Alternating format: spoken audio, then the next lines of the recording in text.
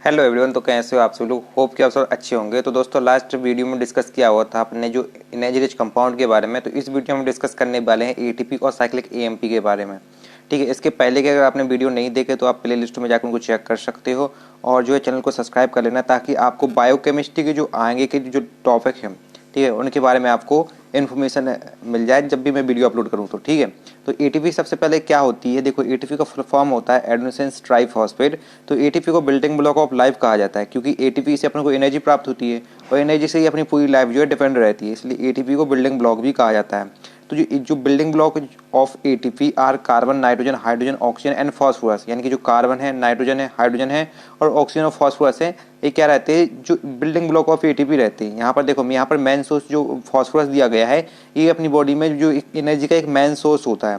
ठीक है, यानी कि जो अगर अपन कहें तो फॉस्फोरस क्या है? एक एनर्जी का एक फॉर्म होता है। इस तरह से जैसे कार्बन हो गया, नाइट्रोजन हो गया, हाइड्रोजन हो गया और ऑक्सीजन, ये भी एनर्जी का फॉर्म होते हैं। लेकिन सबसे ज़्यादा एनर्जी का जो अपनी बॉडी में रहती है वो एटीपी के फॉर्म में स्टोर रहती है। और एटीपी में जैसे कि अपने देखा कि 3 फॉस्फेट रहते हैं, एक एडेनोसिन का मॉलिक्यूल, 3 फॉस्फेट का मॉलिक्यूल। इसलिए यहाँ पर देखो नाम से समझ में आ रहा है कि 3 फॉस्फेट, यानी कि फॉस्फेटिक ग्रुप जो है वो किसको रिप्रेजेंट करता है? एनर्जी को रिप्रेजेंट करता है। ठीक है, तो एटीपी क्या होता है? ATP is the main source of energy for cellular process. यानी कि अपनी बॉडी में जितनी भी सेलुलर प्रोसेस होती है, बायोलॉजिकल या मेटाबॉलिक एक्टिविटी होती है, उनमें क्या रहता है? जो एटीपी रहता है वो एक मेन सोर्स के रूप में वर्क करता है एनर्जी का। ठीक है, अब देखो अपना तीसरा पॉइंट दिया गया है वो है एटीपी इज रेयरली। रेयरली का मतलब होता है आसानी से, हाइड्रोलाइज्ड।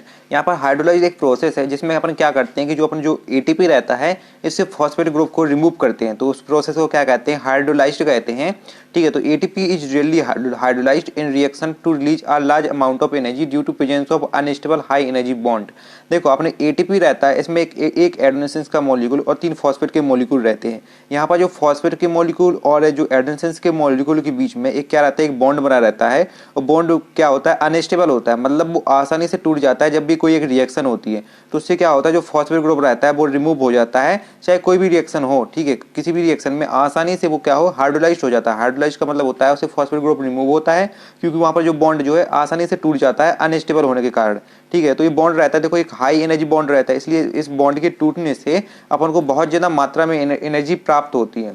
ठीक है, तो एटीपी जब एडीपी में कन्वर्ट होता है, क्योंकि जैसे देखो एक फॉस्फेट बॉन्ड टूटेगा तो एक फॉस्फेट रिमूव होगा तो एडीपी में कन्वर्ट होगा। एडीपी मतलब एडेनोसिन डाइफॉस्फेट। और फर्दर अगर एडीपी से अगर फॉस्फेट ग्रुप रिमूव करते हैं, ठीक है, तो एएमपी में कन्वर्ट होगा। ठीक है, तो ये प्रोसेस क्या कहलाती है? हाइड्रोलाइज कहलाती है। हाइड्रोलाइज का मतलब ही होता है कि फॉस्फेट ग्रुप का रिमूव करना। ठीक है, तो जब भी अपन जो एटीपी से, ठीक है, क्या रहता है? जब वो अनस्टेबल हाई एनर्जी बॉन्ड जो है वो टूटता है, ठीक है, हाइड्रोलाइज होता है किसी रिएक्शन में, तो एक लार्ज अमाउंट में एनर्जी प्राप्त होती है। ठीक है, अब चौथा पॉइंट लिखा हुआ कि ATP convert into ADP by enzymatic removal of phosphate group from ADP. यानी जो एटीपी से एडीपी में कन्वर्ट होना, ये जो एक हाइड्रोलाइज की जो प्रोसेस होती है इसमें एक एंजाइम इन्वॉल्व रहता है। ठीक है, जिससे क्या रहता है? जो अपना फॉस्फेट ग्रुप जो है रिमूव हो जाता है एटीपी से और एडीपी में वो कन्वर्ट हो जाता है। ठीक है, और यहाँ पर जो एटीपी है उससे अगर फर्दर अपन जो है फॉस्फेट ग्रुप को रिमूव करें, ठीक है, तो वो एएमपी में कन्वर्ट हो जाएगा और यहाँ भी अपन को एक एनर्जी रिलीज होगी क्योंकि यहाँ पर जैसे अपना एडीपी है, एडीपी में देखो जो है हाई एनर्जी बॉन्ड पाया जाता है फॉस्फेट मॉलिक्यूल के बीच। तो जब भी वो क्या होगा? वो अनस्टेबल होने के कारण जब भी वो टूटेगा तो जैसे उससे एक फॉस्फेट ग्रुप रिमूव हो गया, 2 फॉस्फेट ग्रुप रिमूव हो गए, तो जो एएमपी में कन्वर्ट हो जाएगा। ठीक है, तो यहाँ पर अपन को एनर्जी रिलीज होगी। ठीक है, अगर आपको ये समझ में नहीं आ रहा तो सबसे पहला जो लेक्चर है बायो एनर्जी का, उसको देखो, उसमें मैंने अच्छे से यहाँ पर इसको डिस्क्राइब किया हुआ है, तो अब वहाँ जाके आओ। ठीक है, देख के आओ, यहाँ पर यही लिखा हुआ कि जो एटीपी है वो एडीपी में कन्वर्ट होता है और एडीपी जो है वो एएमपी में कन्वर्ट होता है, तो यहाँ पर एनर्जी रिलीज होती है। ठीक है, अब ये तो बात हो गई जो अपना जो है फॉस्फेट ग्रुप को रिमूव करते हैं तो वो वाली प्रोसेस। अब अपन एक देखो ऐसा भी तो हो सकता है जैसे अपन के पास ईएमपी है, उसमें अपन ने फॉस्फेट ग्रुप को ऐड किया, एक फॉस्फेट ग्रुप को ऐड किया तो एडीपी में कन्वर्ट हो गए, और एडीपी में एक फॉस्फेट ग्रुप को ऐड किया तो वो किस में कन्वर्ट हो गए? एटीपी में कन्वर्ट हो गए। तो देखो, अगर फॉस्फेट ग्रुप को ऐड करने की जो प्रोसेस होती है उसे क्या कहते हैं? फॉस्फोराइलेशन कहते हैं। तो जब भी अपन के पास फॉस्फोरिलेशन होता है जो एटीपी का, तो क्या रहता है? जैसे उसमें फॉस्फोरिलेशन का मतलब होता है, फॉस्फोरिलेशन में जब भी अपन कहेंगे तो 2 फॉस्फेट ग्रुप को अपन ऐड करेंगे तो एटीपी बन जाएगा। तो एटीपी से फिर अपन जो हाइड्रोलाइसिस करेंगे, मतलब जो फॉस्फेट ग्रुप को रिमूव करेंगे तो क्या बनेगा? ठीक है, एडीपी बनेगा। ठीक है, तो इसमें क्या होता है? जो एनर्जी रहती है वो स्टोर भी होती है और रिलीज भी होती है। ठीक है, मतलब जब एटीपी से, ठीक है, एटीपी से एडीपी बन रहा है, ठीक है, सॉरी, जो एडीपी से एटीपी बन रहा है तो वहाँ क्या होगी, एनर्जी स्टोर होगी, क्योंकि जो एटीपी रहता है इसमें ज़्यादा मात्रा में एनर्जी पाई जाती है, भाई एटीपी रहता है इसमें कम मात्रा में एनर्जी पाई जाती है। तो एटीपी से एडीपी में कन्वर्ट होने में उस वो क्या रहता है, एनर्जी को और स्टोर कर लेता है। लेकिन जब भी जो अपना एटीपी रहता है वो एडीपी में, मतलब जो एटीपी में ज़्यादा पाई जाती है तो ज़्यादा से कम में कन्वर्ट होता है, तो क्या रहती है वहाँ पर फिर एनर्जी रिलीज होती है। ठीक है, ध्यान से समझना कि जहाँ भी जो फॉस्फोरिलेशन की स्टेप होगा वहाँ पर क्या होगा, एनर्जी जो है उसमें स्टोर होगा। ठीक हो, जहाँ पर भी हाइड्रोलाइज का स्टेप होगा, प्रोसेस होगी, वहाँ पर एनर्जी क्या होगी, रिलीज होगी। ठीक है, तो यहाँ पर वही लिखा होगा कि यहाँ पर जब एटीपी है, देखो यहाँ पर लिखा है, देखो यहाँ पर एडीपी में लिखा होगा कि एक एडेनोसिन का मॉलिक्यूल और 3 फॉस्फेट के मॉलिक्यूल दिए गए हैं। तो यहाँ फॉस्फेट के बीच में यहाँ पर एक बॉन्ड है, तो वो क्या रहता है, एक हाई एनर्जी बॉन्ड रहता है। ठीक हो, यहाँ पर जितनी भी फॉस्फेट हैं ये क्या रहती है, हाई एनर्जी फॉस्फेट रहते हैं। अपनी बॉडी में जो एनर्जी रहती है, ठीक है, वो फॉस्फेट के फॉर्म में स्टोर रहती है ना। तो जब अपन एटीपी से PO4 यानी फॉस्फेट ग्रुप को अपन रिमूव करेंगे, ठीक है, तो एटीपी का मॉलिक्यूल अपन को प्राप्त हो जाएगा। और एटीपी से, ठीक है, अपन को क्या रहेगा, जब ये जो अपन के पास एडीपी मिल गया, एडीपी में जब अपन फॉस्फेट ग्रुप को ऐड करेंगे यानी फॉस्फोराइलेशन की प्रोसेस होगी, तो फिर से अपन को एटीपी मिल जाएगा।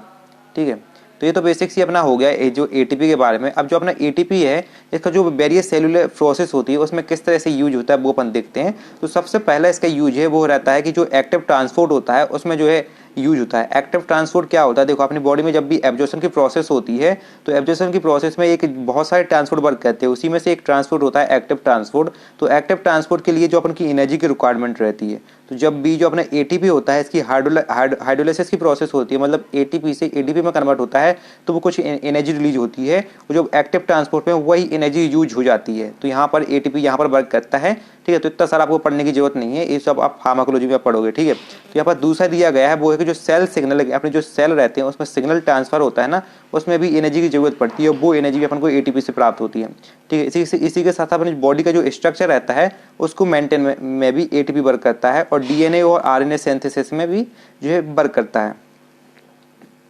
अभी अपन ने देखा था एटीपी के बारे में, तो अपन ने जैसा पढ़ा जो अपना एटीपी होता है वो क्या होता है कि जो एडेनोसिन ट्राइफॉस्फेट होता है एनर्जी का फॉर्म होता है। तो अभी मैंने ये भी बताया था कि जो फॉस्फेट ग्रुप होता है वो एनर्जी को रिप्रेजेंट करता है। ठीक है, मतलब जितने ज़्यादा फॉस्फेट ग्रुप होंगे उतनी ज़्यादा एनर्जी होगी। तो देखो एडेनोसिन ट्राइफॉस्फेट क्या मतलब निकल रहा है, ट्राई यानी 3, फॉस्फेट यानी उसमें एटीपी में 3 फॉस्फेट रहते हैं। अब यहाँ पर है एएमपी मतलब एडेनोसिन मोनोफॉस्फेट, मोनो मतलब एक, यानी कि इसमें एक फॉस्फेट ग्रुप रहता है। तो एटीपी में 3 फॉस्फेट ग्रुप हैं और एएमपी में एक फॉस्फेट ग्रुप है।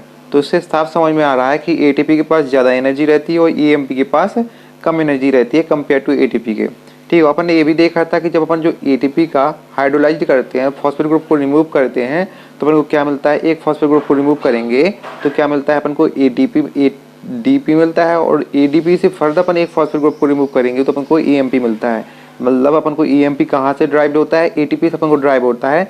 अपन ने वहाँ ये भी देखा था कि वहाँ पर जो है किसी एक एंजाइम की प्रेजेंस रहती है।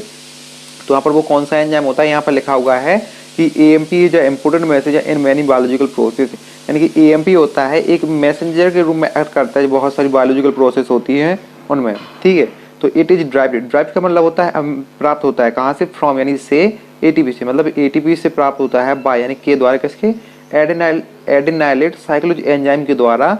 यहाँ पर in presence of magnesium ion, यानी कि मैग्नीशियम आयन की प्रेजेंस में एडेनाइलेट साइक्लोज एंजाइम के द्वारा एटीपी से अपन को एएमपी प्राप्त होता है, और and used for intercellular signal transduction in many different organism.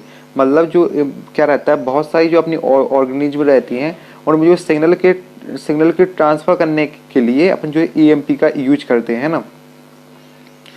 अब यहाँ पर तीसरा पॉइंट लिखा हुआ है कि इट इज साइक्लिक न्यूक्लियोटाइड, मतलब ये क्या होता है, एक साइक्लिक न्यूक्लियोटाइड होता है। ठीक है, इसलिए अपन इसको क्या कहते हैं कि साइक्लिक एएमपी कहते हैं, क्योंकि एक साइक्लिक न्यूक्लियोटाइड होता है ना, इसलिए। और जो अपन केमिकली तरीके से इसको यहाँ पर की एज लिखा है, यानी कि कॉल्ड एज 3,5 एडेनोसाइट मोनोफॉस्फेट। एडेनोसाइट मतलब एएमपी ही लिखा है, यानी कि 3,5 एडेनोसाइट मोनोफॉस्फेट कहते हैं।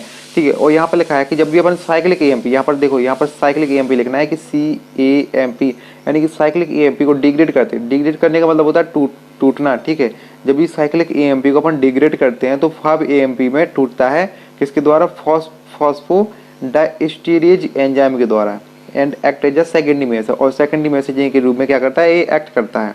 तो ये तो हो गया अपना साइक्लिक एएमपी का कि अपना ये होता क्या है। अब यहाँ पर इसके फंक्शन देखते हैं कि अपना जो साइक्लिक एएमपी है इसके क्या क्या फंक्शन है, किस तरह से अपना रोल होता है अपनी जो बॉडी के अंदर। ठीक है, तो सबसे पहले अपन ने इसका एक रोल देखा कि सबसे पहले तो क्या करता है, इंपोर्टेंट मैसेंजर के रूप में एक्ट करता है। सबसे पहला यहाँ पर लिखा हुआ है कि cyclic AMP play important role in the regulation of metabolism. यहाँ पर क्या रहती है, अपनी बॉडी में बहुत सारी मेटाबॉलिज्म की प्रोसेस होती है। मेटाबॉलिज्म अभी अगली यूनिट से ही आप मेटाबॉलिज्म पढ़ोगे, बहुत इंपॉर्टेंट होता है भाई। तो ठीक है, तो मेटाबॉलिज्म की बहुत सारी प्रोसेस होती हैं, तो उनको ये क्या कहता है, रेगुलेट करता है। रेगुलेट का मतलब होता है, देखो जैसे रेगुलेटर होता है ना, ठीक है, उसी तरह रेगुलेट भी होता है। ठीक है, रेगुलेट का मतलब होता है उसको इंक्रीज करता है, डिक्रीज करता है, यानी कि दोनों कर सकता है साइक्लिक एएमपी। ठीक है, तो साइक्लिक एएमपी क्या करता है, एक इंपॉर्टेंट रोल प्ले करता है जो मेटाबॉलिज्म होते हैं उनके रेगुलेशन में। रेगुलेशन का मतलब है तो कोई इंक्रीज और डिक्रीज करने में। ठीक है, यहाँ पर दूसरा पॉइंट लिखा हुआ है कि इट फैसिलिटेटेड और promote the मेटाबोलाइजेशन of glucose and fatty acid reserve in the tissue. मतलब यहाँ पर जो ग्लूकोज का मेटाबॉलिज्म होता है और फैटी एसिड का मेटाबॉलिज्म होता है, ठीक है, उसके मेटाबॉलिज्म को ये प्रमोट करता है। ठीक है, यहाँ पर क्योंकि रेगुलेटर का रूप में वर्क करता है ना, रेगुलेट करता है मेटाबॉलिज्म को, लेकिन जो ग्लूकोज फैटी एसिड का मेटाबॉलिज्म होता है उसको क्या करता है, ये प्रमोट करता है। यहाँ पर दूसरा पॉइंट यही कह रहा है। अब ग्लूकोज का मेटाबॉलिज्म भी इंपॉर्टेंट है, जो भी आप दूसरी यूनिट में आप पढ़ोगे। ठीक है, ग्लाइकोसाइड मेटाबॉलिज्म। ठीक है, तो उसमें भी आप इसमें देखोगे ग्लूकोज का मेटाबॉलिज्म और फैटी एसिड का मेटाबॉलिज्म भी आप देखोगे। ठीक है, तो तीसरा यहाँ पर लिखा है कि क्या होता है कि जब भी अपने जो ग्लूकोजन होता है लिवर में, ठीक है, उसके कि अपने जो लिवर में ग्लूकोजन और कैटाकोलामाइन होता है, ठीक है, cause on increase in intercellular level of cyclic AMP by stimulating adenyl cyclase. यानी क्या होता है कि जो एडेनल साइक्लोज को स्टिमुलेट करके जो साइक्लिक एएमपी का लेवल रहता है इंटरसेलुलर मतलब सेल के अंदर, ठीक है, तो क्या करता है, कॉज करता है, इंक्रीज करता है किसको, ठीक है, जो ग्लूकोजन और जो कैटेकोलामाइन लेवल को। ठीक है, पर चौथा पॉइंट लिखा हुआ है कि cyclic AMP is very important in many cellular events. यानी क्या रहता है, बहुत सारी जो सेलुलर इवेंट्स होते हैं उनमें से जो साइक्लिक एएमपी रहता है बहुत इंपॉर्टेंट रहता है, क्योंकि उसमें जितनी भी एक्टिवेशन होता है प्रोटीन काइनेज का, यहाँ पर प्रोटीन काइनेज भी एक एंजाइम है, तो प्रोटीन काइनेज की एक्टिवेशन में इन्वॉल्व रहता है। इसलिए बहुत सारी जो सेलुलर इवेंट्स होते हैं, ठीक है, उसमें साइक्लिक एएमपी बहुत इंपॉर्टेंट रोल प्ले करता है। और जो नोट्स एंड डिस्क्रिप्शन में दिए गए हैं तो आप वहाँ से डाउनलोड कर लो। ठीक है, और पांचवा क्या है कि जो अपने टी सेल के फंक्शन होते हैं उसको क्या कहता है, रेगुलेट करता है ना। रेगुलेट का मतलब भी होता है उसको इंक्रीज भी करता है और डिक्रीज भी करता है ना। क्योंकि यहाँ पर एक लिखा हुआ छठवां कि इट आल्सो इनहेंस का मतलब होता है इंक्रीज करना यानी बढ़ाना the release of insulin from pancreatic beta cell. यानी जो पैनक्रिएटिक बीटा सेल होते हैं उससे क्या होता है, इंसुलिन का रिलीज होता है। तो क्या करता है, साइक्लिक एएमपी क्या करता है, उसके रिलीज को इंक्रीज कर देता है, मतलब सीक्रेशन को बढ़ा देता है, यानी जल्दी अपन को इंसुलिन प्राप्त होता है। ठीक है, to suppress the accumulation of cyclic AMP in muscle. ठीक है, तो ये था बेसिकली अपना जो बायोलॉजिकल सिग्निफिकेंस था अपना एटीपी का और साइक्लिक एएमपी का, वो यहाँ पर डिस्कस मतलब पूरा कंफर्म हो चुका है। अगर आपको कहीं पर समझ में नहीं आया है तो आप डिस्क्रिप्शन बॉक्स में नंबर दिया गया है, तो वहाँ पर भी आप मेरे को व्हाट्सअप कर सकते हो, मैं आपको कॉल पे समझा दूंगा। और अगर आपको नोट्स चाहिए तो डिस्क्रिप्शन में लिंक दी गई, तो आप वहाँ से भी इसको डाउनलोड कर सकते हो। और जो अभी देखो यूनिट 2 स्टार्ट होने वाली है वो बहुत इंपॉर्टेंट है। यूनिट 1 से तो आपका एक ही क्वेश्चन आएगा, लेकिन एग्जाम में यूनिट 2 से 2 या 3 क्वेश्चन आते हैं, तो यूनिट 2 को अच्छे से ही कवर करना है। और मैं यहाँ पर बहुत इजी वे में समझाऊंगा, क्योंकि मैंने देखा है कि यूट्यूब पे यार बहुत कठिन मिलते हैं, तो आप लोग टेंशन ना लो, मैं यहाँ पर आपको बहुत इजी वे में समझाऊंगा। तो आप चैनल को कर लो सब्सक्राइब, वीडियो कर दो लाइक। Thank you.